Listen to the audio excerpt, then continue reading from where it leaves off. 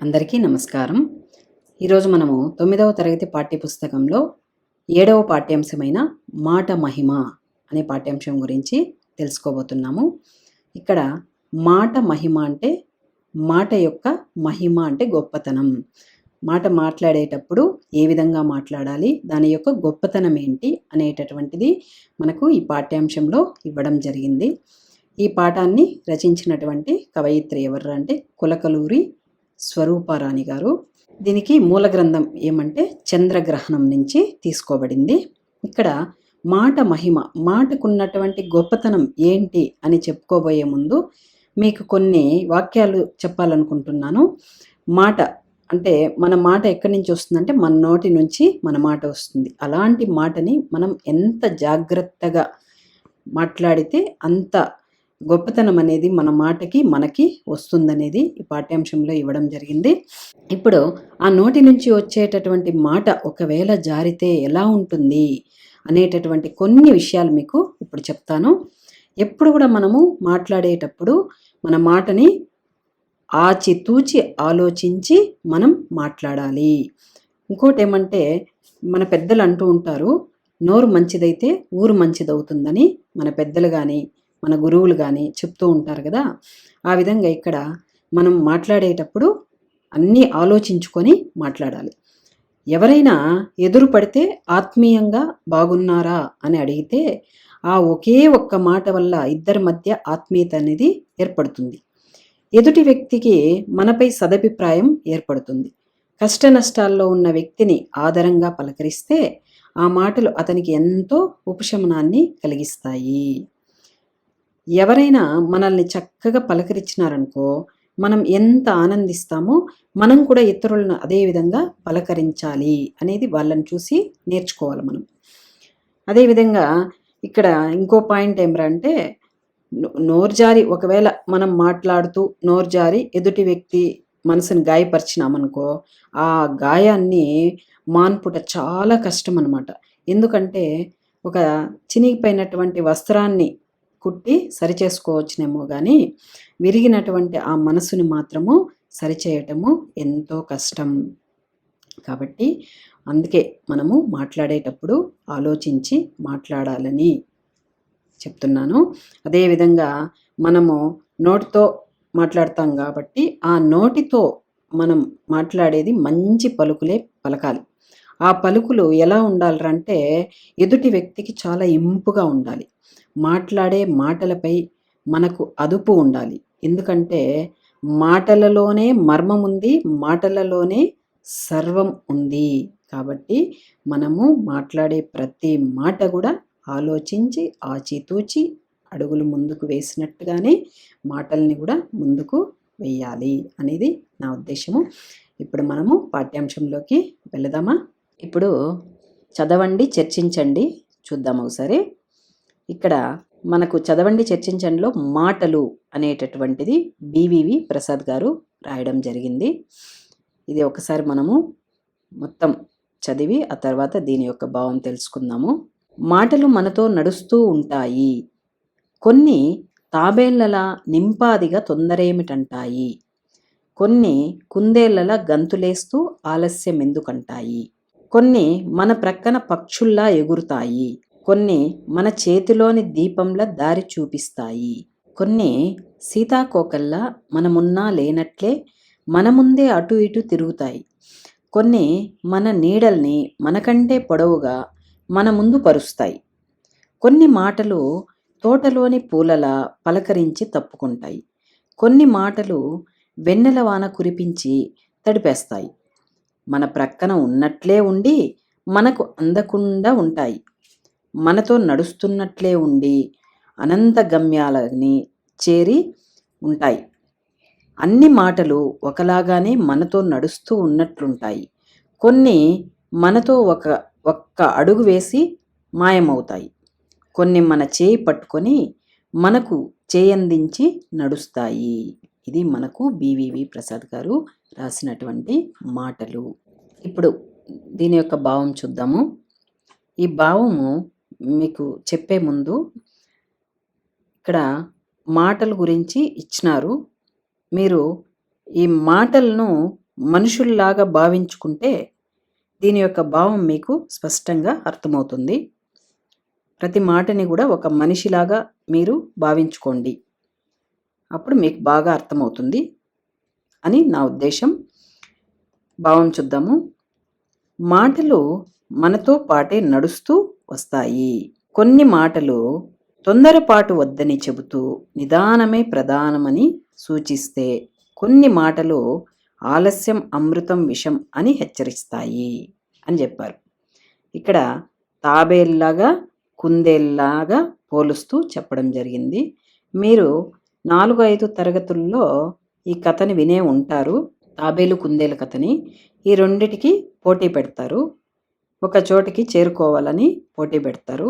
అప్పుడు కుందేలు చాలా ఆవేశంతో మొదల్లో చాలా దూరం వెళ్తుంది. ఎలాగైనా సరే గమ్యాన్ని చేరుకోవాలని చాలా స్పీడ్గా వెళ్తుంది. వెళ్ళి తాబేలు నిదానంగా వస్తూ ఉండేటప్పటికి తాబేలు మన దగ్గరికి చేరుకునేటప్పటికి మనం ఒక కునుకు తీసి లేద్దాంలే అనేసి పడుకుంటుంది అక్కడ. అంతలోపల తాబేలు ఏం చేస్తుందంటే, తాబేలు తన ప్రయాణాన్ని ఆపదు. ఎలాగైనా సరే గమ్యం చేరుకోవాలి అనేటటువంటి పట్టుదలతో, దీక్షతో తాబేలు ప్రయాణిస్తూనే ఉంటుంది. కుందేలు ఆ కునుకు తీసి నిద్రలేసి చూసేటప్పటికి కుందేలుని దాటుకొని తాబేలు గమ్యాన్ని చేరుకునేసి ఉంటుంది. ఈ కథను మీరు వినే ఉంటారు. ఆ విధంగా కవి ఇక్కడ కొన్ని నిదానమే ప్రధానంలాగా మాటలు వెళ్తూ ఉంటాయి. కొన్ని మాటలు ఏమరంటే తాబేలులాగా స్పీడ్గా వెళ్ళేసి ఆగిపోతూ ఉంటాయి అని ఇక్కడ చెప్పడం జరిగింది. హెచ్చరిస్తాయి కొన్ని మాటలు అని. అదేవిధంగా కొన్ని మాటలు స్వేచ్ఛగా విహరిస్తాయి పక్షుల్లాగా. పక్షికి ఎవరి అడ్డు అదుపు ఉండదు, హాయిగా స్వేచ్ఛగా తిరగగలుగుతుంది. ఆ విధంగా కొన్ని మాటలు స్వేచ్ఛగా విహరిస్తాయి. కొన్ని చేతిలోని దీపంలో దారి చూపిస్తాయి. మనకు ఎవరైనా ఒక ఇన్స్పిరేషన్గా ఒక వ్యక్తిని తీసుకున్నప్పుడు ఆ వ్యక్తి దారిలోనే బాటలోనే నడవాలి అని చెప్తూ ఉంటారు. ఆ విధంగా ఇక్కడ మన చేతిలో ఉన్నటువంటి దీపం కూడా మనకు ఆ విధంగానే దారి చూపిస్తుంది అని ఇక్కడ కవి చెప్పడం జరిగింది. కొన్ని మాటలు మనమున్నామన్న ధ్యాసే లేకుండా సీతాకోకల్లా స్వేచ్ఛగా విహరిస్తాయి. కొన్ని మాటలు మన గుణదోషాలని ఉన్నదానికంటే ఎక్కువగా మన ముందు వ్యక్తపరుస్తాయి. కొన్ని మాటలు తోటలోని పూలలా సుతారంగా పలకరించి వెళ్ళిపోతాయి. కొన్ని మాటలు వెన్నెల వానల ఆప్యాయతానురాగాలను కురిపించి తడిపేస్తాయి. మన పక్కనే ఉంటూ మనకు అందనివి కొన్ని, మనతో నడుస్తున్నట్లే ఉండి అనంత గమ్యాలను చేరేవి కొన్ని. అన్ని మాటలు మనతో నడుస్తున్నట్లే ఉంటాయి. కొన్ని మనతో ఒక్క అడుగు వేసి హఠాత్తుగా అదృశ్యమవుతాయి. కొన్ని చివరిదాకా మన వెంటే ఉంటూ మన చేయి పట్టుకొని మనకు సాయం చేస్తూ నడుస్తాయి. ఇది మనకు దీని యొక్క భావము. ఇప్పుడు మనము తర్వాత ఉన్నటువంటి ఇక్కడ ఆలోచనాత్మక ప్రశ్నలు అని 2 ప్రశ్నల్ని ఇవ్వడం జరిగింది. ఇప్పుడు ఆలోచనాత్మక ప్రశ్నలు చూద్దాం. మొదటి ప్రశ్న, నీకు ఎవరి మాటలు వింటుంటే హాయిగా అనిపిస్తుంది, ఎందుకు? దీనికి మనం సమాధానం ఏం చెప్పుకోవచ్చు అంటే, నాకు మన వెంటే ఉండి నడుస్తూ మన జీవితానికి ఒక దారి చూపేలా హితవు చెబుతూ మన మనస్సుకు ఆహ్లాదం కలిగేలా మాటలతో వెన్నెల వాన కురిపించి ఆనందానుభూతుల్లో ముంచి తేల్చే వారి మాటలు వింటుంటే నాకు హాయిగా అనిపిస్తుంది. ఎందుకంటే వారి మాటలు మనకు దారి చూపుతూ ఆహ్లాదాన్ని కలుగజేస్తాయి. కాబట్టి ఆ మాటలు వింటుంటే హాయిగా అనిపిస్తుంది. రెండవ ప్రశ్న, మాటలతోనే బంధాలు ముడిపడతాయి, తెగిపోతాయి అంటారు కదా. ఈ విషయంపై మీ అభిప్రాయాలను, మీ అనుభవాలను తెలియజేయండి. దీనికి ఏం చెప్పుకోవచ్చంటే, మాటలతోనే బంధాలు ముడిపడతాయి లేదా తెగిపోతాయి అంటారు. ఇది అక్షర సత్యం. చిన్న చిన్న మాట పట్టింపుల వలన బంధాలను తెంచేసుకున్న వ్యక్తులను సమాజంలో ఎంతో మందిని మనం చూడవచ్చును. మంచి మాటలతో బంధాలు తెగిపోకుండా బలంగా ముడిపడేలా చేసుకున్న వ్యక్తులు కూడా ఈ సమాజంలో ఎంతోమంది ఉన్నారని ఘంటాపదంగా చెప్పవచ్చును. మాట పట్టింపుల కారణంగా విడిపోయి తరతరాలుగా ఎడముఖం పెడముఖంగా జీవిస్తూ వస్తున్న రక్త సంబంధీకులు కూడా తమ మాట తీరును మార్చుకొని మళ్ళీ బంధాలను బలపడేలా చేసుకుంటున్న సంఘటనలు మనం నిత్యం ప్రసార సాధనాల్లో చూస్తూనే ఉంటాం. మాట పట్టింపుల కారణంగా విడిపోయిన బంధువర్గాలు కొన్ని ఇటీవల విడుదలైన ఒక చలనచిత్రం ప్రభావంతో పంతాలు విడిచి ఒక్కటై బంధాలను బలంగా ముడివేసుకున్నట్లు కూడా ఎన్నో కథనాలు వచ్చాయి. అవన్నీ ఈ సత్యాన్ని బలపరుస్తున్నాయి. మా గ్రామంలో మా బంధువుల ఇళ్లలో దీనికి సంబంధించిన సంఘటనలెన్నో నేను కళ్ళారా చూశాను. ఇలా మనము ఈ ప్రశ్నలకి సమాధానం చెప్పుకోవచ్చు. తర్వాత ఇక్కడ ఈ పాఠ్యాంశం యొక్క ఉద్దేశం ఏంటి, మాట మహిమ అనేటటువంటి పాఠ్యాంశం యొక్క ఉద్దేశం ఏంటనేది మనకి ఇక్కడ ఇవ్వడం జరిగింది. చూడండి, ఉద్దేశం ఏమంటే నరము లేని నాలుక పరిపరి విధాలుగా వదంతులు పుట్టిస్తుంది. వదంతులు అంటే ఇక్కడ అర్థం ఏమంటే పుకార్లు. దాని ఫలితంగా ధన మాన ప్రాణాలకు చేటు వాటిల్లుతుంది. ధన అంటే డబ్బు అన్నమాట, మాన అంటే ఆత్మగౌరవం అన్నమాట, ఇంకా ప్రాణాలకి, వీటి మూడిటికి కూడా చేటు అనేది చేటు అంటే కీడనమాట, వాటిల్లుతుంది. అవయవాలన్నింటిలోకెల్లా ప్రధానమైనది, మనకు గౌరవాన్ని తెచ్చిపెట్టేది నాలుక. విలువైన మాటలే బంధాలను స్నేహాలను పెంచుతాయి. వ్యక్తి సంస్కారానికి మాట తీరు గీటురాయి వంటిది. పెదవి దాటి వచ్చే మాటపై అదుపు పొదుపు అవసరం.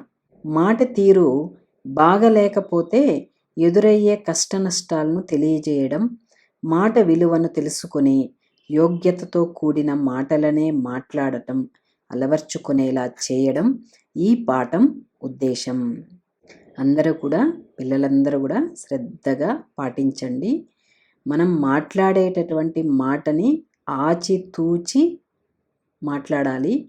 ఈ మాట వలన ఏదైనా ఎదుటి వ్యక్తికి బాధ కలుగుతుందా, మనం అనేటటువంటి ఈ మాట వలన సంతోషం కలుగుతుందా అనేది మనము ఒక్కసారి ఆలోచించుకొని ఆ మాటని బయటకి చెప్పాలి.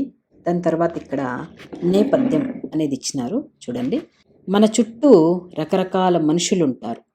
ఒక్కొక్కరి మాట తీరు ఒక్కో రకంగా ఉంటుంది. కొందరి మాటలు ప్రేమను పంచితే మరికొందరి మాటలు మనసును ముక్కలు చేస్తాయి. కొందరి మాటలు ధైర్యాన్ని నింపితే మరికొందరి మాటలు పిరికితనాన్ని నూరిపోస్తాయి. నాలుకను అదుపులో ఉంచుకొని మాట్లాడే స్వభావాన్ని పెంపొందించుకోవడం ఎంత అవసరమో మోసపు మాటల మాయలో పడకుండా జాగరూకతతో అంటే జాగ్రత్తగా అని అర్థము ఉండడం కూడా అంతే అవసరం. తర్వాత ప్రక్రియ. ఇది ఏ ప్రక్రియ అంటే ఆధునిక పద్యం అన్నమాట. తెలుగు సాహిత్య ప్రక్రియల్లో విశిష్టమైన ప్రక్రియ పద్యము. మనకి పూర్వమంతా కూడా పద్య రూపంలోనే రచనలు ఉన్నాయి. పూర్వము సాహిత్య రచనలన్నీ పద్య ప్రక్రియలోనే జరిగేవి. పద్య ముఖ్య లక్షణం ఛందస్సు. ఛందస్సులోనే పద్యాల్ని రాసేటటువంటి వాళ్ళు మన పూర్వపు కవులు. ఇప్పుడు కూడా పద్యాల్లో రాయాలంటేనే ఛందస్సు దానికి ఎంతో అవసరం ఉన్నటువంటిది. ఇక్కడ ఛందస్సు అనేది పద్యాల్లో 3 రకాలు ఉన్నాయన్నమాట. ఫస్ట్ది వృత్తాలు, రెండోది జాతులు, మూడవది ఉపజాతులు ఉంటాయి. మనకి ఈ వృత్త పద్యాలు 7th 8th క్లాస్ నుంచి స్టార్ట్ అవుతుంది. అంతకు ముందు వరకు మనకు జాతులు ఉపజాతులు పద్యాలే కనిపిస్తూ ఉంటాయి మన పుస్తకాల్లో అంతా కూడా. వృత్తాలు వచ్చి ఏమేమంటే ఉత్పలమాల, చంపకమాల, శార్దూలం, మత్తేవం, ఇవి వచ్చి వృత్తాలకు వస్తుంది. ఇక జాతులు ఉపజాతులకు వచ్చి జాతులు వచ్చి కంద పద్యాలు, ద్విపద పద్యాలు అనేది జాతులకు వస్తుంది. ఉపజాతులకు వచ్చి తేటగీతి, ఆటవెలది, సీసం, ఈ 3 కూడా మనకు ఉపజాతుల్లో ఉంటాయన్నమాట. సీసం, ఆటవెల్ది, తేటగీతి ఈ 3 ఉపజాతుల్లో ఉంటాయి. ఆధునిక రచయితలపై కూడా ప్రాచీన పద్య ప్రభావం ఎంతైనా ఉంది. అందుకే ఆధునిక రచయితలు తమ భావాలను ప్రాచీన పద్య శైలిలో ఛందోబద్ధంగా రచించడం జరుగుతుంది. ఆధునిక రచయితలు అంటే ఇప్పుడు 19వ శతాబ్దం నుంచి ఉన్నటువంటి కవులందరూ కూడా వాళ్ళ యొక్క భావాలను ప్రాచీన పద్య శైలిలోనే, శైలి అంటే విధానం, వాళ్ళు రాసేటటువంటి పద్యం రాసేటటువంటి విధానాన్ని శైలి అంటాము. ఈ ప్రాచీన పద్య శైలిలోనే ఛందోబద్ధంగా అంటే ఛందస్సుతో కూడిన లాగా రచించడం జరుగుతుంది. ఆధునిక పద్యంలో పద్య శైలి ప్రాచీన పద్య లక్షణాలతో ఉంటుంది. వస్తువు ఆధునికమైనదిగా ఉంటుంది, అంటే కథ కొత్తదిగా ఉంటుంది అని అర్థం ఇక్కడ. ఇది మనకు ప్రక్రియ. తర్వాత కవయిత్రి పరిచయం ఉంది. ఇక్కడ మనకు కొలకలూరి స్వరూపరాణి గురించి ఇచ్చినారు కవయిత్రి పరిచయంలో. చూద్దాం ఒకసారి. సంప్రదాయ కవిత్వంలో ఆధునికతను పండించిన కవయిత్రి కొలకలూరి స్వరూపరాణి గారు. ఈమె జన్మించిందొచ్చి 1/5/1943, మరణించింది 15/10/2022. పోయిన సంవత్సరమే మరణించడం జరిగింది. మనం ఇప్పుడు 23లో ఉన్నాం. ఇంచుమించు మన కవయిత్రి గారు 79 సంవత్సరాలు జీవించినట్లుగా ఉంది. కాబట్టి కొలకలూరి స్వరూపరాణి వీరు నడుకుర్తి వెంకటరత్న కవి రత్నమారియంబ దంపతులకు గుంటూరు జిల్లా తెనాలి తాలూకా గోవాడ గ్రామంలో జన్మించారు. వీరి తండ్రి కవి, గాయకుడు. బాల్యం నుండి తల్లిదండ్రుల దగ్గర సంగీత సాహిత్యాల అధ్యయనం జరిగింది. గుంటూరు శారదా నికేతనంలో, ఒంగోలులో HCM టీచర్ ట్రైనింగ్ స్కూలులో విద్యాభ్యాసం ముగించి ఉపాధ్యాయునిగా జీవితం ప్రారంభించారు. 10-12 సంవత్సరాల వయస్సులోనే కవిత్వం రాశారు. మేమంతా భటులం, విష్ణు మార్గదర్శకులం అనే కవిత మొట్టమొదట కృష్ణా పత్రికలో వచన కవిత్వంగా ప్రచురింపబడింది. స్త్రీల సమస్యలు, పేదరికము, వరకట్నం, వైధవ్యం, సహగమనం మొదలైన అంశాలపై విశేషంగా రచనలు చేశారు. నన్నయ్య మహిళ, శివతాండవం, వాయునందన శతకం మొదలైన గ్రంథాలు రాశారు.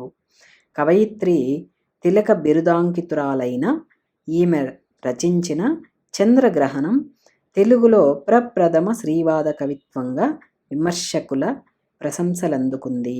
ప్రస్తుత పాఠ్యభాగం చంద్రగ్రహణం కావ్యములోనిది. కవి పరిచయంని మనము ఇంకో విధంగా ఎలా రాసుకోవచ్చంటే, కవయిత్రి పేరు, మాట మహిమ పాఠ్యభాగం రాసిన కవయిత్రి శ్రీమతి కొలకలూరి స్వరూపరాణి. కాలము ఆధునిక కాలం అనేసి ఆమె జననం మరణం కాలము వేయచ్చు. ఇతర రచనలు ఏమున్నాయంటే నన్నయ్య మహిళ, శివతాండవం, వాయునందన శతకం మొదలైనవి. స్వస్థలం అంటే గుంటూరు జిల్లా తెనాలి తాలూకా గోవాడ గ్రామం. తల్లిదండ్రులు శ్రీ నడుకుర్తి వెంకటరత్నం కవి, శ్రీమతి రత్నమారియాంబ. బిరుదులు కవయిత్రి తిలక. ఈ విధంగా మనము ఈ కవయిత్రి పరిచయం కూడా రాసుకోవచ్చు. అలాగే చివరి పాయింట్గా జీవిత విశేషాలు. ఇంకా ఏమైనా విశేషాలు ఉంది అంటే కొన్ని రాసుకోవచ్చు. 10-12 ఏళ్ళ వయసులోనే కవిత్వం రాసినారు ఈమె. స్త్రీల సమస్యలు, పేదరికము, వరకట్నము, వైధవ్యం, సహగమనం వంటి అంశాలపై రచనలు చేసినారు. వీరు రాసిన చంద్రగ్రహణం ప్రప్రథమ శ్రీవాద కవిత్వంగా ప్రశంసలు పొందింది అని మనము కవి పరిచయాన్ని ఈ విధంగా కూడా రాసుకోవచ్చు, నేర్చుకోవచ్చు. ఇలా నేర్చుకుంటే మీకు కొంచెం సులభ పద్ధతిగా ఉంటుందని చెప్తున్నాను. ఇప్పుడు మనము మాట మహిమ పాఠ్యాంశంలోకి వెళ్దాము. ఇక్కడ మొదటి పద్యం తేటగీతి ఇవ్వడం జరిగింది, చూడండి. ఎక్కడే మహాత్ముండు పుట్టించునో వదంతి నిముషాన నది పెద్దదంతి ఓలే బలిసి దిగ్ధగంతాలకు పయన మగును నడలలో రాజసంబుట్టి పడుచునుండ. ఇప్పుడు ఈ పద్యానికి భావం తెలుసుకుందాము, ప్రతి పదానికి అర్థం తెలుసుకుందాం. ఎక్కడ అంటే ఎక్కడ, ఏ మహాత్ముడు, ఏ గొప్పవాడు, పుట్టించునో పుట్టిస్తాడో, వదంతి, వదంతి అంటే పుకార్లు. నిమిషాన, క్షణంలో అంటే తక్కువ కాలంలో. నది, ఆ పుకార్లు. పెద్ద దంతి ఓలే, పెద్ద దంతి అంటే పెద్ద ఏనుగులాగా. దంతి అంటే ఇక్కడ ఏనుగు అని అర్థం. పెద్ద దంతి ఓలే బలిసి, బలపడి, వ్యాప్తి చెంది, బలసి. దిగ్దగంతాలకు, దిక్ అంటే దిక్కుల చివర్లకు, 4 దిక్కులకి చేరిపోతుంది అని అర్థం ఇక్కడ. పయనమగును, పయనిస్తుంది. నడలలో అంటే నడకలో, మన గమనంలో, నడకలో. రాజసం బుట్టి, రాజదర్భం పుట్టి, ఉట్టిపడి, పడుచునుండా అంటే ఉట్టిపడుతూ ఉండే విధంగా. దీని యొక్క భావం చూద్దాం ఇప్పుడు. ఎక్కడ ఏ మహానుభావుడు ఉన్నవి లేనివి కలిపి వదంతులను అంటే పుకార్లను పుట్టిస్తాడో తెలియదు, కానీ ఆ పుకారు ఒక పెద్ద ఏనుగులా బలిసి ఎంతో రాజసంతో ఆకాశమంత ఎత్తు ఎగురుతుంది. అంటే పుకార్లు ఎవరు ఎక్కడ పుట్టిస్తారో తెలియదు, కానీ అవి చాలా కొద్ది కాలంలోనే నిజానిజాలతో పని లేకుండా 4 దిక్కుల వ్యాపిస్తాయి అని ఇక్కడ మనకు ఈ పద్యంలో చెప్పడం జరిగింది. రెండో పద్యం చూడండి. నరములేనిది నాలుక తిరుగుచుండు, ఇచ్చవచ్చిన రీతిగా ఇచ్చకాల, చిచ్చు రగిలించుచును దీని మచ్చమాయ, పచ్చనౌకాపురాల నిప్పచ్చరముగా. నరము లేనిది నాలుక తిరుగుచుండు, ఇచ్చవచ్చిన రీతిగా ఇచ్చకాల, చిచ్చు రగిలించుచును దీని మచ్చమాయ, పచ్చనౌకాపురాల నిప్పచ్చరముగా. ఇక్కడ నరము లేనిది అంటే నరము లేనటువంటి, నరాలు ఉంటాయి కదా మన శరీరంలో, అలా నరము లేనటువంటిది ఏదిరా అంటే నాలుక. తిరుగుచుండు, తిరుగుతూ ఉంటుంది. నరం లేనటువంటి నాలుక తిరగతా ఉంటుంది అని అర్థం ఈడ. ఇచ్చ వచ్చిన రీతిగా ఇచ్చకాల, ఇచ్చ వచ్చిన అంటే మనసుకు నచ్చినట్లు, రీతి అంటే విధము, ఇచ్చకాల అంటే నచ్చిన మాటలతో, వాళ్ళకి ఇష్టం వచ్చినటువంటి వచనాలతో అని అర్థం. చిచ్చు రగిలించుచును దీని మచ్చమాయ. చిచ్చు అంటే మంట, రగిలించుచును రేకెత్తిస్తూ, దీని మచ్చ మాయన్ అంటే దీని వలన కలిగేటటువంటి గాయము, మాయన్ నశించనీయకుండా, దీనివల్ల కలిగే గాయాన్ని నశించనీయకుండా మంట రేకెత్తిస్తూ అని అర్థం అక్కడ. పచ్చనౌ కాపురాల నిప్పచ్చరముగా. పచ్చనౌ కాపురముల అంటే పచ్చనైనటువంటి కాపురాల్లో మంట పెడుతుంది మన మాట అని ఇక్కడ ఈ పద్యంలో చెప్పడం జరిగింది. దీని యొక్క భావం చూద్దాం ఒకసారి. నరం లేని నాలుక ఇష్టం వచ్చిన రీతిగా మాట్లాడుతుంది. అట్లా ముందు వెనక ఆలోచించకుండా మాట్లాడిన మాట పచ్చని కాపురాల్లో చిచ్చు రేపుతుంది.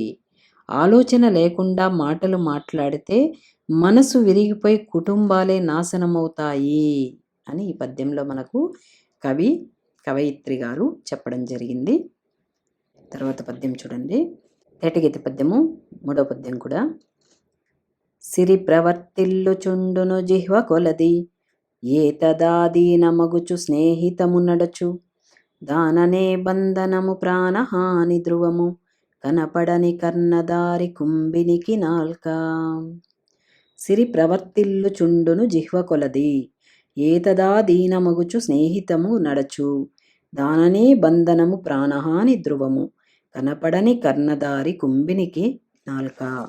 ఇక్కడ సిరి అంటే సంపద, ప్రవర్తిల్లుచుండును నడుచుకుంటూ ఉంటుంది, జిహ్వ కొలది అంటే మాట తీరు కొద్దీ, ఏతతాదీనమగుచు ఏతత్ అంటే దాని యొక్క, ఆదీనమగుచు అంటే వశమై, స్నేహితము నడుచు చెలిమి నడుచుకుంటూ ఉంటుంది, దాననే బంధనము ప్రాణహాని ధ్రువము దానితోనే బంధనము కట్టివేయడం పడుతుంది, ప్రాణహాని ప్రాణాలకు కీడు కలగడం, ధ్రువము అంటే ఇది నిశ్చయము. కనపడని కర్ణదారి కుంభినికి నాల్క. కనపడని అంటే కనపడనటువంటి, కర్ణధారి అంటే ఏమంటే చెవులు కలిగినటువంటిదైనా. కుంభినికి అంటే ఆడ ఏనుగుకు నాలుక. దీని యొక్క భావం చూద్దాం ఇప్పుడు. భావం ఏం చెప్తున్నారంటే ఈ పద్యానికి, మన నోటి మాట తీరులోనే మన ఇంటి సంపద ఉంటుంది. అబద్ధాలు ఆడే చోట లక్ష్మీదేవి ఉండదు. మాట తీరును అనుసరించే స్నేహితుల సంఖ్య పెరుగుతూ ఉంటుంది. కనపడని చెవులు కలిగిన ఆడ ఏనుగు వంటి నాలుకతోనే ప్రాణహాని కూడా కలుగుతుంది. ఇది నిశ్చయం. కాబట్టి మాట తీరు జాగ్రత్త సుమా అని మనకి పద్యంలో చెప్పడం జరిగింది. ఇప్పుడు 4వ పద్యము సీస పద్యం ఉంది చూడండి. ఊకదంపుడు మాటలు దరగొట్టేసి పూటలు గడుపుకు పోవు నాలుక మచ్చల వాలుగా జుట్టును ముడిపెట్టు చూచు నాల్క. 2 నాల్కల పగ రెచ్చగొట్టుచు తల కొకదారి బట్టించనోపు నాల్క.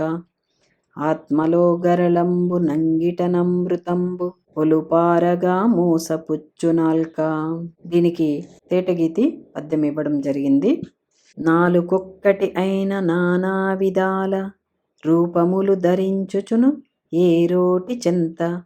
పాడు నా పాట సర్వము పాడు చేయు వాలునకు లేని పదును ఈ నాలుకకును. ఊకదంపుడు మాటలు ఊదరగొట్టేసి పూటలు గడుపకు పోవు నాలుక మచ్చల వాలుగా జుట్టును ముడిపెట్టి చూచు నాల్క. 2 నాల్కల పగ రెచ్చగొట్టుచు తల కొకదారి బట్టించు నోపు నాల్క. ఆత్మలో గరళంబు నంగిట నమృతంబు పొలుపారగా మోసపుచ్చు నాల్క. నాలుకొక్కటి అయిన నానా విధాల రూపములు ధరించుచును ఏ రోటి చెంత. పాడు నా పాట సర్వము పాడు చేయు వాలునకు లేని పదును ఈ నాలుకకును అని మనకు ఈ సీసపద్యం తేటగీతిలో చెప్పడం జరిగింది. ఇక్కడ మనము ఈ పదాలకు అర్థం తెలుసుకుందాం. ఊకదంపుడు మాటలు అంటే ఉపయోగం లేనటువంటి మాటలు అని అర్థం. ఇక్కడ ఊదరగొట్టేసి అంటే గొప్పలు చెప్పుకొని, ఊదరగొట్టడం ప్రతి మనిషిలో కూడా ఈ గుణం అనేది ఉంటుంది. మనం గొప్పలు చెప్పుకుంటూ ఉంటాం, అది ఇక్కడ అర్థము. ఉపయోగం లేనటువంటి ఆ మాటలంతా కూడా గొప్పలు చెప్పుకొని, పూటలు గడుపుకు పోవు నాలుక. పూటలు రోజులు గడుపుకుంటుంది ఏదరా అంటే మన నాలుక. కొంతమంది గొప్పలు చెప్పుకుంటూ ఉంటారు కాబట్టి ఈ పద్యం రాయడం జరిగింది. అదేవిధంగా నాలుక మచ్చల వాలుగా జుట్టును. నాలుక మచ్చలు గల నాలుకగా ఉండటం వలన, కొంతమందికి నాలుక పైన మచ్చలు ఉంటాయి. మచ్చలు గల నాలుకగా ఉండటం వలన, వాలుగా అంటే వాటంగా, జుట్టును అంటే కొప్పును, జుట్టును ముడిపెట్టి చూచు నాలుక. ఒక జుట్టుని ఇంకో జుట్టుని, ఒక కొప్పును ఇంకొక కొప్పును ముడివేసేలాగా చేస్తుంది నాలుక అని చెప్తున్నారు. తర్వాత 2 నాల్కల పగ రెచ్చగొట్టుచు. 2 నాల్కలు 2 రకాలుగా మాట్లాడే ధోరణితో, 2 రకాలుగా కూడా మాట్లాడుతుంది మన నాలుక. ఎస్ అంటుంది, నో అంటుంది. అట్లా 2 రకాలుగా కూడా మన నాలుక మాట్లాడుతుంది. పగ రెచ్చగొట్టుచు. పగ అంటే శత్రుత్వాన్ని, ఆ విధంగా మాట్లాడే దానివల్ల ఏమవుతుందంటే పగ అంటే శత్రుత్వం. రెచ్చగొట్టుచు రేకెత్తేలా చేస్తూ, రేకెత్తేలా కూడా చేసేస్తుంది, రెచ్చగొడుతుంది. రెచ్చగొడుతూ తలకొక దారిని, ఒక్కొక్కరిని ఒక్కో దారి వైపు, తలా ఒక్కొక్క దారిని బట్టించు నోపు నాలుక. నడిపించగలదు మన నాలుక, మళ్ళించగలదు, నడిపించగలదు మన నాలుక. నెక్స్ట్, ఆత్మలో గరళంబు నంగిట నమృతంబు. ఆత్మ అంటే మనస్సు, గరళం అంటే విషం, మనసులో విషాన్ని నింపుకొని, అంగిటన్ అంటే గొంతు లోపల భాగంలో అమృతాన్ని దాచుకొని, పొలుపారగా మోసపుచ్చు. పొలుపు పారగా అంటే ఒప్పారుచు, ఆ రెండింటిని మెయింటైన్ చేస్తూ మోసగిస్తుంది నాలుక. నాలుకొక్కటి అయినా నానా విధాల. నాలుగు ఒక్కటే అయినప్పటికీ అది నానా విధాలుగా అంటే పలు రకాలుగా. రూపములు ధరించుచును. రూపాలంటే ఆకారాలు, ధరించును అంటే ధరిస్తుంది, ఆకారాన్ని ధరిస్తుంది. ఏ రోటి చెంత, ఏ రోటి వద్ద పాడుతుంది ఆ పాట, ఆ రోటికి చెందిన పాటను. సర్వము పాడు చేయును. ఆ విధంగా ఎవరికి కావాల్సినట్టుగా మాట్లాడుతుంది. సర్వం మొత్తాన్ని కూడా పాడు చేసేస్తుంది నాలుక. సర్వము పాడు చేయును. పాడు చేస్తుంది, అంతటినీ కూడా నాశనం చేసేస్తుంది నాలుక అనేసి ఇక్కడ చెప్తున్నారు. వాలునకు లేని, వాలునకు అంటే కత్తికి లేని పదును వాడి ఈ నాలుకకును. కత్తికి కూడా ఉండదు ఆ పదును. మన నాలుకకు ఉండేటటువంటి పదును కత్తికి కూడా ఉండదు అని మనకు ఈ పద్యంలో కవయిత్రి గారు చాలా చక్కగా చెప్పినారు. సీసపద్యం తేటగీతిలో. దీని యొక్క భావం చూద్దాము ఒకసారి. కొందరు ఈ లోకంలో ఉత్తుత్తి మాటలు అనగా మాయ మాటలు చెప్పి వారి పబ్బం గడుపుకుంటారు. నాలుక ఎటు పడితే అటు తిరుగుతుంది. అలా వాటంగా తిరిగే నాలుక చెప్పే చాడీలకు జుట్టు పట్టుకునేదాకా తగాదాలవుతాయి అని పెద్దలంటారు.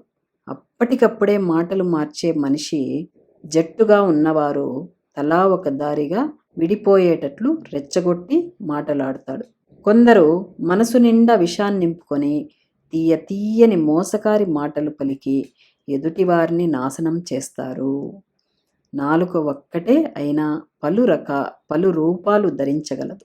ఏ రోటి వద్ద ఆ పాట పాడగలదు అనగా ఒక్కో మనిషి దగ్గర ఒక్కో విధంగా మాట్లాడే వారు ఉంటారు. అట్లాంటి వారు ఎన్నో రకాలుగా మాటలు మార్చి అన్ని పనులను పాడు చేస్తుంటారు. కత్తికి లేని పదును ఈ నాలుకకు ఉంటుంది. అటువంటి వారికి దూరంగా ఉండాలి, లేకపోతే మనకే నష్టం. మీరందరూ కూడా సమాజంలో ఉన్నటువంటి వాళ్ళే. మనమందరం కూడా ఇవన్నీ కూడా రోజు మనము చూస్తూనే ఉంటాము. ఒక్కొక్కరి భావం ఒక్కొక్క విధంగా ఉంటుంది, ఒక్కొక్కరి మాట తీరు ఒక్కొక్కలాగా ఉంటుంది. దాన్నంతా కూడా దృష్టిలో పెట్టుకొని మన కవయిత్రి గారు చాలా చక్కగా రాయడం జరిగింది. తర్వాత సీసపద్యం ఉంది, 5వ పద్యం కూడా చూద్దాం ఒకసారి. అందమో చందమో అంబక మొగ కంట, తిలకించు పల్లెత్తి పలుకలేదు. మేలైన కీలైన ఆలించుటే గాని, చెవిదోయి నొక్కి వచించలేదు. ఇంపైన కాకున్న కంపు గన్గొను నాసి, కాపుటంబులకు వాగ్దాటి లేదు. మైసోకునేని రోమాంచమౌనె గాని, చర్మంబునకును వాక్సరణి లేదు. పక్వముల చెవుల్ గుర్తించు పనికి తోడు, ఎరుగు మాటాడు పని రసనేంద్రియంబు. ఎన్నగ నవాకులు చవాకులన్ని వాగి, యమృత హృదయాలలో జిల్కహాలహలము. అందమో చందమో అంబక మొగ కంట, తిలకించు పల్లెత్తి పలుకలేదు. మేలైన కీలైన ఆలించుటే గాని, చెవిదోయి నొక్కి వచించలేదు. ఇంపైన కాకున్న కంపు గన్గొను నాసి, కాపుటంబులకు వాగ్ధాటి లేదు. మైసోకు నేని రోమాంచమౌనె గాని, చర్మంబునకును వాక్సరణి లేదు. పక్వముల చెవుల్ గుర్తించు పనికి తోడు, ఎరుగు మాటాడు పని రసనేంద్రియంబు. ఎన్నగ నవాకులు చవాకులన్ని వాగి, యమృత హృదయాలలో జిహ్వహాలహలము. ఇక్కడ అందము చందము అంటే అందచందాలను చెప్పారు ఇక్కడ. అంబక మొగ కంట, అంబకము అంటే కన్ను అన్నమాట. ఒక కంట, ఒక కంటితో. తిలకించు చూడగలదు. పల్లెత్తి అంటే నోరు తెరిచి. పలుకలేదు మాట్లాడలేదు. మేలైన మంచి అయినా, కీడైనా చెడైనా, ఆలించుటే కాని అంటే వినడమే తప్ప, చెవిదోయి చెవుల జంట, నొక్కి ఒక్కానించి, వచించలేదు చెప్పలేదు. ఇంపైన చక్కనిదైనా, కాకున్నా కాకపోయినా, కంపున్ వాసనను, కన్గొను పసిగట్టునటువంటి నాసికా పుటంబులకు, ముక్కు రంధ్రాలకు, వాగ్ధాటి అనర్గళంగా మాట్లాడే శక్తి లేదు. మై అంటే శరీరమును, తాకినట్లయితే రోమాంచం అవునగాని, వెంట్రుకలు నిక్కబడుచుకుంటాయే తప్ప, చర్మంబునకును చర్మానికి కూడా, వాక్సరణి మాట్లాడే విధానం లేదు. పక్వముల ఆహార పదార్థముల యొక్క రుచులను గుర్తించు, గుర్తుపట్టే, పనికి తోడు, పనితో పాటు ఎరుగు, మంచి చెడులు గ్రహించి మాట్లాడే పని, రసనేంద్రియంబు నాలుకది అయినా ఎన్నగన్ ఆలోచించి చూస్తే, అవాకులు చవాకులు ఆధారాలు లేనటువంటి నిందలు, అసందర్భమైనటువంటి మాటలు అనర్థం. వాగి, మాట్లాడి, అమృత హృదయాల్లోనూ, అమృతం వంటి మనసుల్లో హాలాహలము, విషము చిమ్ముతుంది. దీని యొక్క భావం చూద్దాం. అందచందాలతో ఉన్న కన్ను చూడగలదే కానీ పల్లెత్తి మాట్లాడలేదు. ఇక్కడ ఈ పద్యంలో మనకు మన అవయవాలు ఏమేం చేస్తాయనేది చెప్పడం జరిగింది. అందచందాలతో ఉంటుంది కళ్ళు చాలా అందంగా ఉంటాయి. ఆ కళ్ళు చూడగలదే కానీ పల్లెత్తి మాట్లాడలేదు. ఎంత చక్కగా పనిచేసే చెవులైనా ఖచ్చితంగా నుంచి చెప్పలేవు. ఇది కరెక్టు, ఇది తప్పు అని నుంచి చెప్పలేవు. చెవులు వింటాయి అంతవరకే. అందంగా ఉన్నా లేకున్నా వాసనలను పసిగట్టగల ముక్కు అనర్గళంగా మాట్లాడలేదు. ముక్కు కూడా మాట్లాడలేదు కాబట్టి వాసనలు చూస్తుంది అంతవరకే. వెంట్రుకలు నిక్కబొడుచుకునేలా స్పందించే శక్తి ఉన్న చర్మానికి సహితం మాట్లాడే దారి లేదు. ఈ చర్మానికి కూడా మనకు ఏదైనా ఒక కోపం వచ్చినప్పుడు, ఒక సంతోషం వచ్చినప్పుడు స్పందిస్తుంది అన్నమాట మన చర్మం కూడా. ఎలా అంటే మన చర్మం పైన ఉంటున్నటువంటి ఈ వెంట్రుకలు ఒక్కొక్క, ఇప్పుడు మనం సినిమాలు చూస్తూ ఉంటాము, ఆ సినిమాల్లో ఒక్కొక్క పాత్రని చూసినప్పుడు కన్నీళ్ళు వచ్చేటటువంటి ఆ సిచ్యువేషన్లు, అలాగే ఒక మనసుకి హత్తుకునేటటువంటి కొన్ని సంఘటనలు చూసినప్పుడు మన వెంట్రుకలు నిక్కబొడుచుకున్నాయి అని చెప్తూ ఉంటారు. ఈ పాటని విన్నప్పుడు నాకు వెంట్రుకలు నిక్కబొడుచుకున్నాయి అని చెప్తుంటారు. అదే చర్మం స్పందించడం అంటే. అలా మన చర్మం కూడా నిక్కపరుచుకునేలా స్పందించే శక్తి ఉంది, కానీ అది కూడా మాట్లాడలేదు అని చెప్తున్నారు. మాట్లాడే దారి లేదు. రకరకాల ఆహార పదార్థాలు రుచి చూసే పనితో పాటుగా ఏది మంచి, ఏది చెడు అని తెలుసుకొని మాట్లాడే పని నాలుకదే. ఇవన్నీ కూడా పంచేంద్రియాలు అంటారు. వీటన్నిటినీ మనము కళ్ళు, ముక్కు, చెవులు, నోరు, చర్మం, ఈ 5 పంచ ఇంద్రియాలు అనేసి చెప్తాము. ఆ విధంగా ఇవన్నీ కూడా అన్ని చేస్తాయి కానీ మాట్లాడలేవు అని ఇక్కడ మనకి పద్యంలో చెప్తున్నట్లు. ఆహార పదార్థాలు రుచి చూసే పనితో పాటుగా ఏది మంచి, ఏది చెడు అని తెలుసుకొని మాట్లాడే పని ఒక్క నాలుకది మాత్రమే అని చెప్తున్నారు. కానీ కొందరి నోరు అవాకులు చవాకులు మాట్లాడుతుంది, అమృత హృదయాల్లో విషాన్ని చిమ్ముతుంది. అంటే కొందరి మాట తీరు అంత కఠినంగా, విషం కంటే హానికరంగా ఉంటుందన్న మాట అని మనకి పద్యంలో చెప్పడం జరిగింది. తర్వాత 6వ పద్యం చూడండి, తేటగీతి పద్యము. మదిని పొదలెడు తలపుల వెదురు మలచి బుట్టలల్లి దుర్బలుల జోకొట్టునందు గుట్టుగా సత్యమును దాచిపెట్టగలడు వహ్వా మాటల మీదరి జిహ్వగాడు. మదిని పొదలెడు తలపుల వెదురు మలచి బుట్టలల్లి దుర్బలుల జోకొట్టునందు గుట్టుగా సత్యమును దాచిపెట్టగలడు వహ్వా మాటల మీదరి జిహ్వగాడు అని ఇక్కడ ఈ పద్యంలో చెప్పారు. మది అంటే మనస్సు అనమాట. పొదలెడు అంటే పెరిగేటువంటి, తలపుల వెదురు ఆలోచనలని వెదురు అంటే కట్టె అనమాట. మలచి తొలచి, బుట్టలు అల్లుతారు. దుర్బలుల బలహీనములైనటువంటి వారిని పడుకోబెట్టి, జోకొడతాడు. అందులో గుట్టుగా రహస్యంగా సత్యాన్ని, నిజాన్ని దాచిపెట్టగలుగుతాడు. వహ్వా, వరెవ్వా, ఆహా అని అర్థం.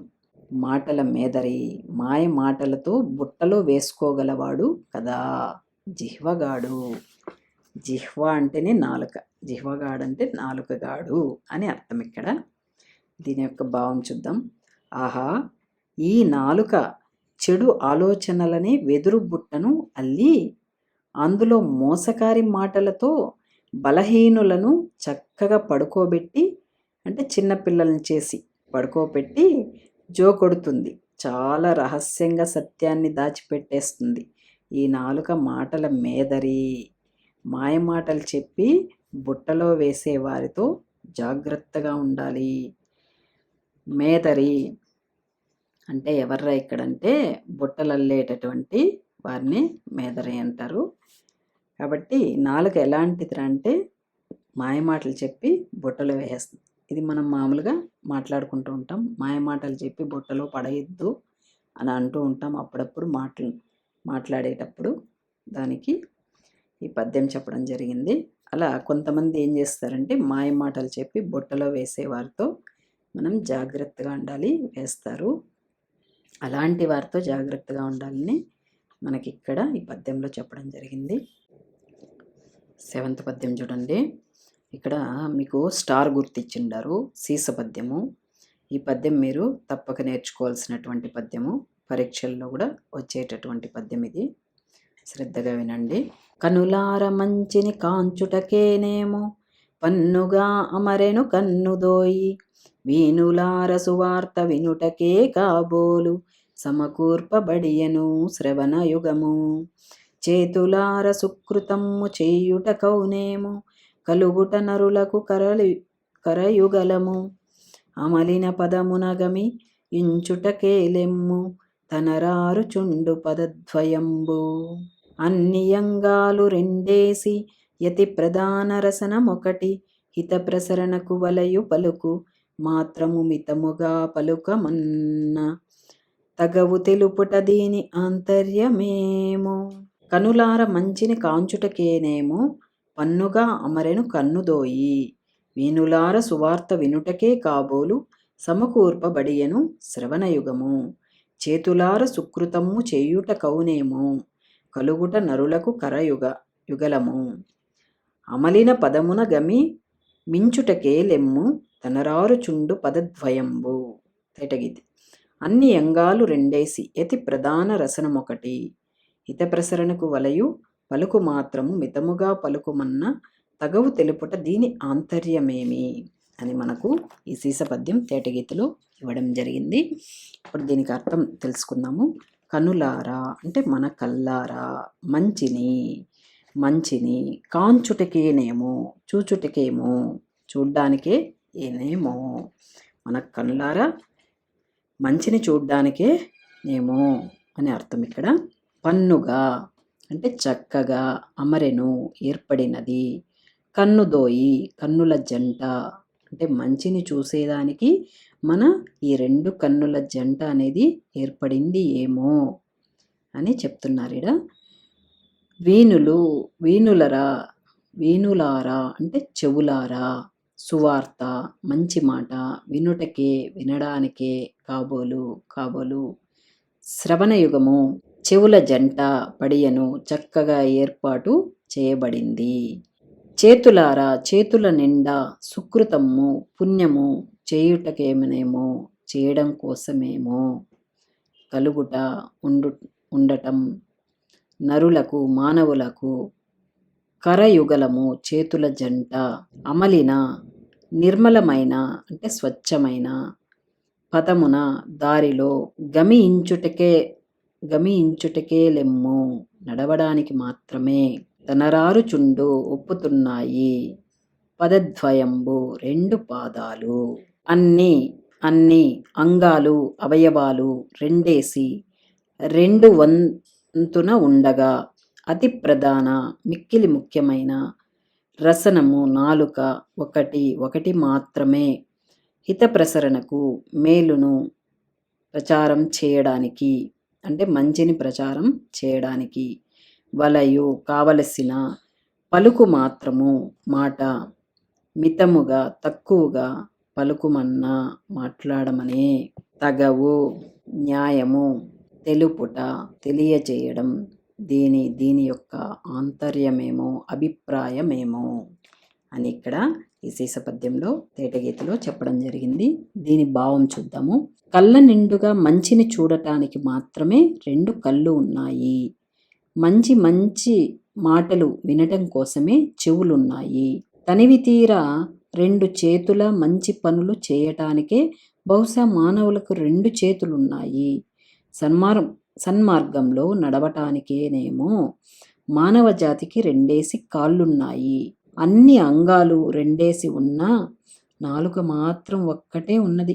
ఎంతో ముఖ్యమైన ఈ నాలుకను ఉపయోగించి మంచిని పెంపొందించాలి.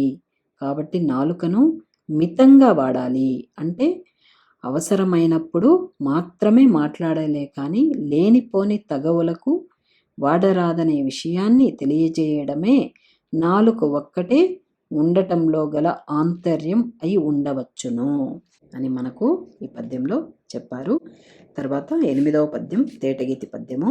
ఒక్క నాలుక ధాటికి యుర్వియల్లా గంగిరాలెత్తి చెలరేగి గంగవెర్రి అవియు 2 అయ్యారే అడుగవలెనే తలకు మాసిన దద్దాని తస్సదీయా.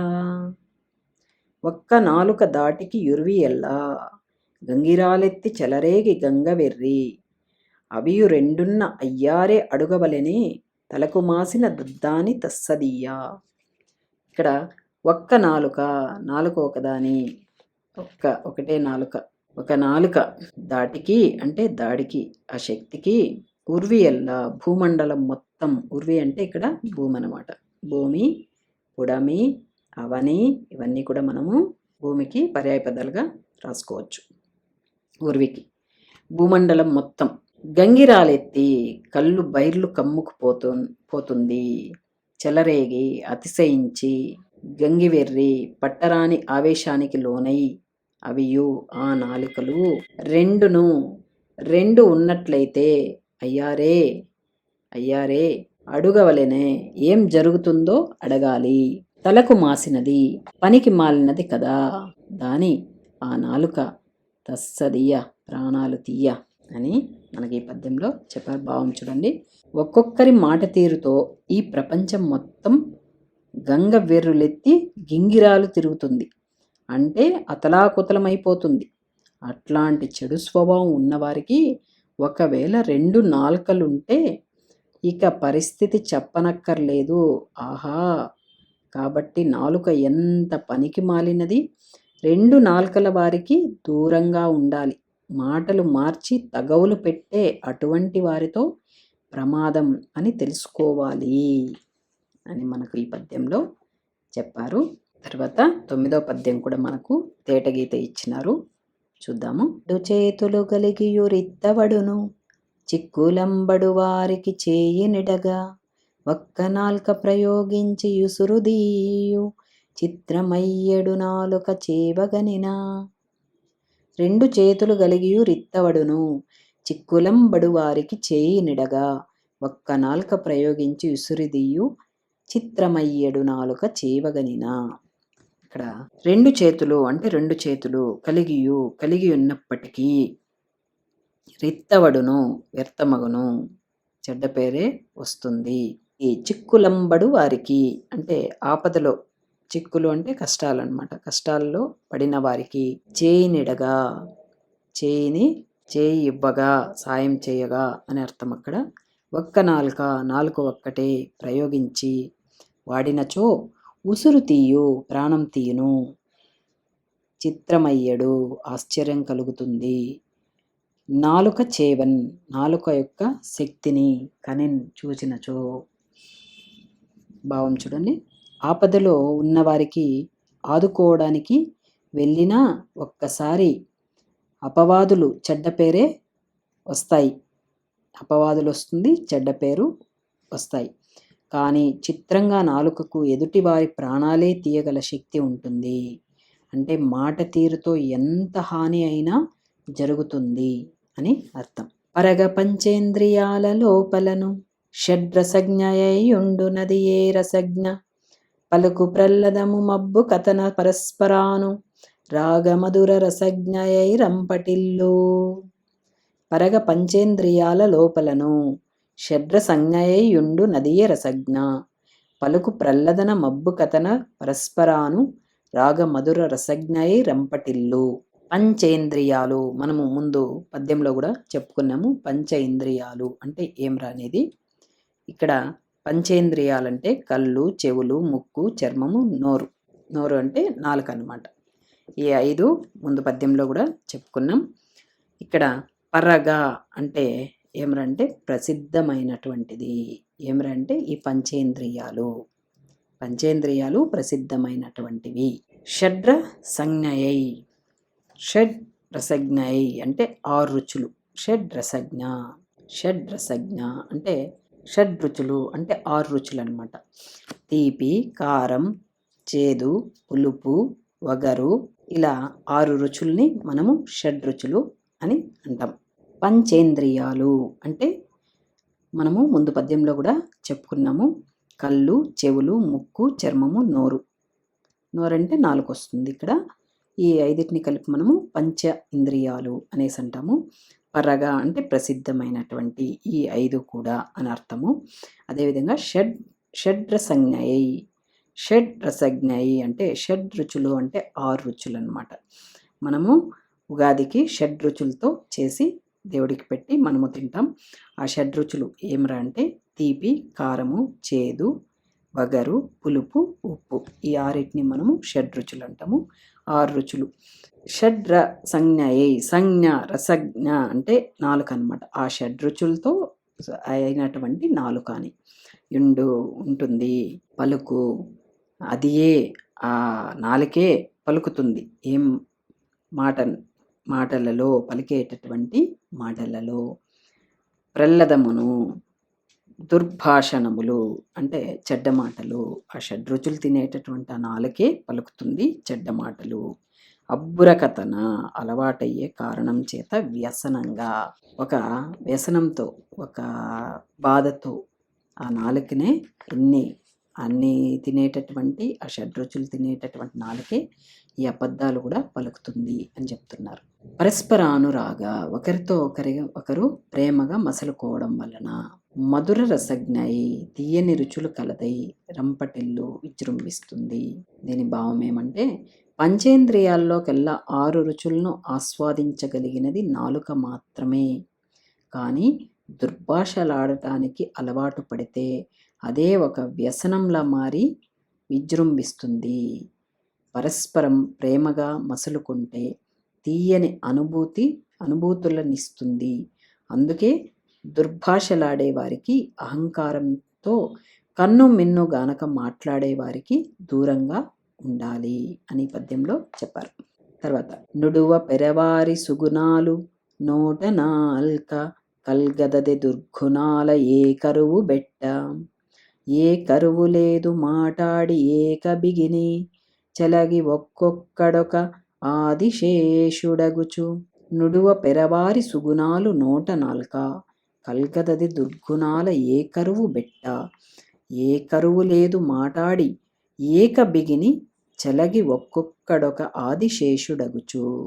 నుడువ పలుకుటకు, పెరవారి ఇతరుల, సుగుణాలు మంచి గుణాలు, నోటితో, నాలుక కల్గదు రాదు, అదే నాలుక దుర్గుణాల చెడ్డ గుణాలను గురించి.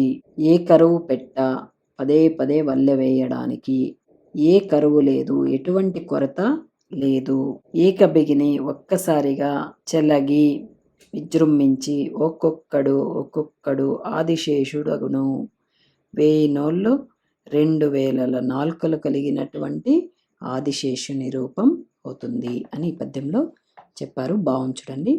ఇతరుల సుగుణాల గురించి చెప్పాలంటే కొందరి నోట నాలుక కదలదు.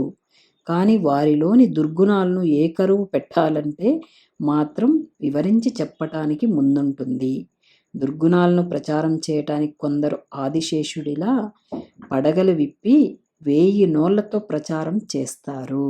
తర్వాత సీసపద్యం ఇచ్చినారు. ఇక్కడ కూడా స్టార్ గుర్తుంది. ఈ పద్యం కూడా మీరు నేర్చుకోవాల్సినటువంటి పద్యం ఇది. శ్రద్ధగా వినండి.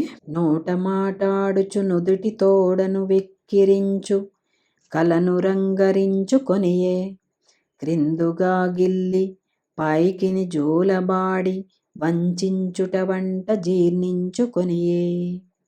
చచ్చువాడి కనుల గృచ్చి వేలులు చూచు కఠిన చర్యకు దాల్చె కంకణంబు.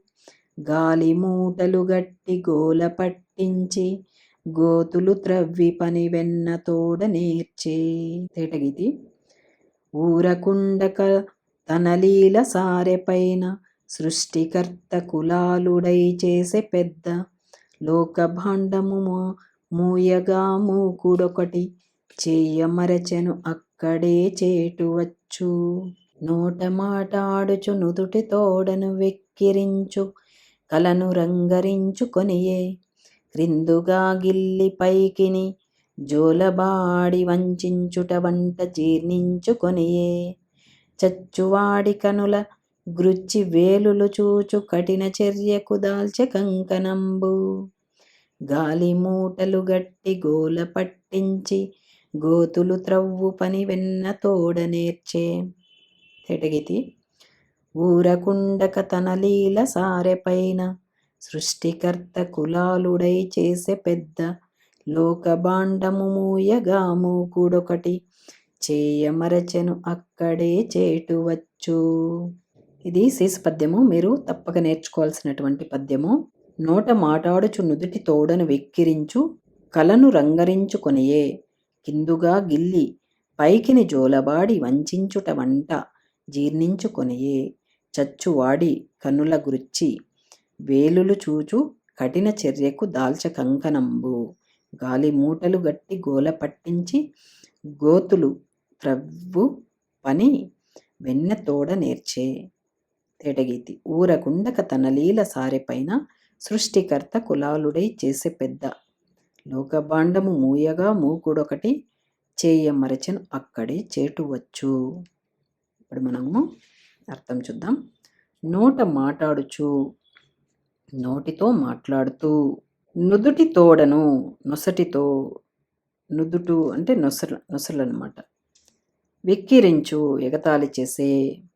కలను, కొంతమంది నోటితో మాట్లాడుతూ ఉంటారు, అలాగే కన్నుల పైన ఉన్నటువంటి ఆ నుదిటితో వెక్కిరిస్తూ ఉంటారు, ఆ సైగలు చేస్తూ.